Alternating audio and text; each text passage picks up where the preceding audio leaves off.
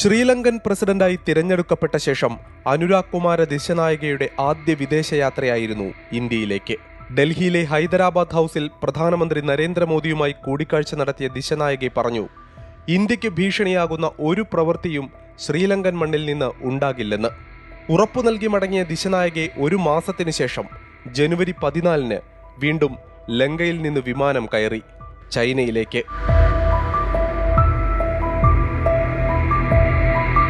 ബെയ്ജിംഗിലെ great ഹാളിൽ ഊഷ്മളമായ വരവേൽപ്പ്. ചൈനീസ് പ്രസിഡന്റ് ഷീ ജിൻപിങ്ങുമായി കൂടിക്കാഴ്ച. വികസനത്തിന്റെ പുതുയുഗത്തിലേക്ക് ശ്രീലങ്കയുമായി കൈകോർക്കുമെന്ന ഷീയുടെ പ്രഖ്യാപനം. ഉന്നതതല ചർച്ചയ്ക്കു പിന്നാലെ വിവിധ മേഖലകളിൽ സഹകരണത്തിന് 15 കരാറുകളിൽ ചൈനയും ശ്രീലങ്കയും ഒപ്പുവെച്ചു. സാമ്പത്തിക സാങ്കേതിക രംഗത്തെ സഹകരണത്തിനു പുറമെ ഇന്ത്യ എതിർക്കുന്ന ചൈനയുടെ ബെൽറ്റ് ആൻഡ് റോഡ് പദ്ധതിയുമായി കൂടുതൽ ചേർന്ന് പ്രവർത്തിക്കാനും ശ്രീലങ്ക ധാരണയിലെത്തിയിരിക്കുന്നു. ചൈനയുടെ നയതന്ത്ര മുൻഗണനയിൽ ശ്രീലങ്ക ഒന്നാമതാണെന്ന ഷീ ജിൻപിങ്ങിന്റെ പ്രസ്താവന അയൽ രാജ്യത്തെ നേതാവിനെ സന്തോഷിപ്പിക്കാനുള്ള വെറും ഭംഗിവാക്കല്ല. കഴിഞ്ഞ 2 പതിറ്റാണ്ടായി ശ്രീലങ്ക കേന്ദ്രീകരിച്ച് ചൈന നടത്തുന്ന പ്രവർത്തനങ്ങളെല്ലാം ദ്വീപ് രാഷ്ട്രത്തിന്മേൽ പിടിമുറുക്കാൻ ലക്ഷ്യമിട്ടുള്ളതാണ്. വികസ്വര രാജ്യങ്ങളെ കടക്കണിയിൽ കുരുക്കി വരുതിയിലാക്കുന്ന ചൈനീസ് തന്ത്രത്തിന്റെ ആദ്യ ഇരകളിൽ ഒന്നുകൂടിയാണ് ശ്രീലങ്ക. പാപ്പരത്വത്തിലേക്ക് കൂപ്പുകുത്തുമ്പോൾ ശ്രീലങ്കയുടെ വിദേശ കടത്തിന്റെ 20% ചൈനയ്ക്കുള്ളതായിരുന്നു. ശ്രീലങ്കയിലെ അടിസ്ഥാന സൗകര്യ വികസന പദ്ധതികളിൽ ചൈന വൻ മുതൽ മുടക്ക് നടത്തിയിട്ടുണ്ട്.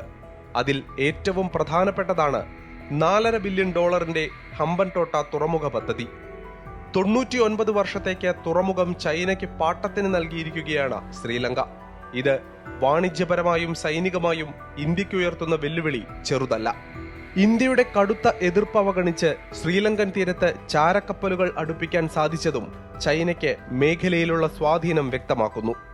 യുവാൻ വാങ് 5, ഷിയാൻ 6 എന്നീ അത്യാധുനിക കപ്പലുകളാണ് ശ്രീലങ്കൻ തീരത്തടുപ്പിച്ച് ചൈന ശക്തി തെളിയിച്ചത്. ചൈനീസ് കപ്പലുകളുടെ സാന്നിധ്യം രാജ്യസുരക്ഷയ്ക്ക് കടുത്ത വെല്ലുവിളിയാണെന്ന് ഇന്ത്യ ആശങ്കപ്പെടുന്നു. അവിടം കൊണ്ടും തീർന്നില്ല. ഇന്തോ പസഫിക്കിലെ പ്രധാനപ്പെട്ട കപ്പൽ ചാലുകളിൽ സ്വാധീനമുറപ്പിക്കാനുള്ള ചൈനയുടെ ലുക്ക് സൗത്ത് നയത്തിൽ ശ്രീലങ്ക നിർണായകമാണ്. ഈ ലക്ഷ്യങ്ങൾ മുന്നിൽ കണ്ടുകൊണ്ട് ചൈന നടത്തുന്ന കോടികളുടെ നിക്ഷേപങ്ങൾക്ക് മുന്നിൽ വിധേയപ്പെടാൻ ശ്രീലങ്ക നിർബന്ധിതമാകുന്നു. അന്താരാഷ്ട്ര നാണ്യനിധിയുമായുള്ള ചർച്ചകളിൽ ചൈനയുടെ നിലപാട് നിർണായകമാണെന്നതും ശ്രീലങ്കയെ നയതന്ത്ര ചായ്വിന് പ്രേരിപ്പിക്കുന്നു. ശ്രീലങ്ക മാത്രമല്ല, ഇന്ത്യയെ ചുറ്റുന്ന പാകിസ്ഥാൻ, നേപ്പാൾ തുടങ്ങിയ രാജ്യങ്ങളും ചൈനയുടെ കടക്കണി നയതന്ത്രത്തിലെ ഇരകളാണ്. തെക്കനേഷ്യയിൽ ചൈന സ്വാധീനം വർദ്ധിപ്പിക്കുന്നത് ഇന്ത്യക്കും അമേരിക്കയ്ക്കും കൈകെട്ടി നോക്കി നിൽക്കാനാകില്ല. സാമ്പത്തിക പ്രതിസന്ധി നേരിടാൻ ശ്രീലങ്കയെ ഇന്ത്യ കൈയയച്ച് സഹായിച്ചിരുന്നു. അമേരിക്കൻ പിന്തുണയുള്ള വെസ്റ്റ് കണ്ടെയ്നർ ടെർമിനൽ പദ്ധതി പോലെ ശ്രീലങ്കയുടെ അടിസ്ഥാന സൗകര്യ മേഖലയിലും കൂടുതൽ നിക്ഷേപത്തിന് ഇന്ത്യ ശ്രമിക്കുന്നുണ്ട്. സമുദ്രനയത്തിൽ കൂടുതൽ വ്യക്തതയും സുതാര്യതയും ഉറപ്പാക്കാനുള്ള ശ്രീലങ്കയുടെ ശ്രമം ഇന്ത്യയുടെ നയതന്ത്ര വിജയം കൂടിയാണ്. വിദേശ കപ്പലുകൾ നങ്കൂരമിടുന്നതുമായി ബന്ധപ്പെട്ട് കൃത്യമായ വ്യവസ്ഥകൾക്ക് രൂപം നൽകുമെന്ന് ഇന്ത്യ സന്ദർശന വേളയിൽ ശ്രീലങ്കൻ പ്രസിഡന്റ് വാക്കു നൽകി.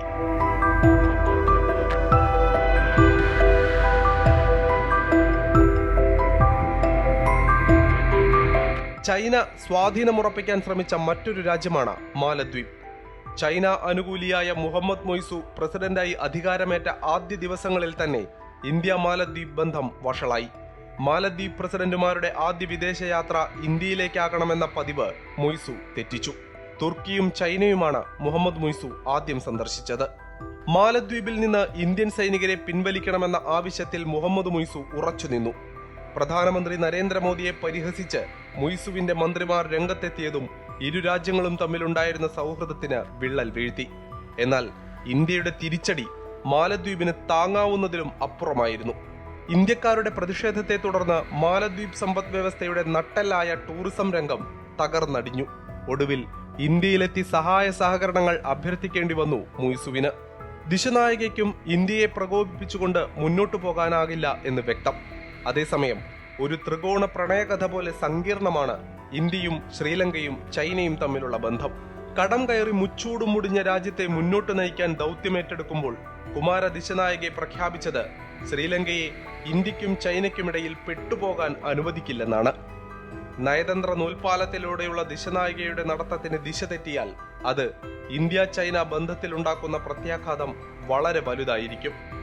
ഭൗമരാഷ്ട്രീയത്തിലെ ഈ നിർണായക സ്ഥാനം തിരിച്ചറിഞ്ഞ് ഒരു വിലപേശലിന് ശ്രീലങ്ക മുതിർന്നാലും അത്ഭുതപ്പെടാനില്ല.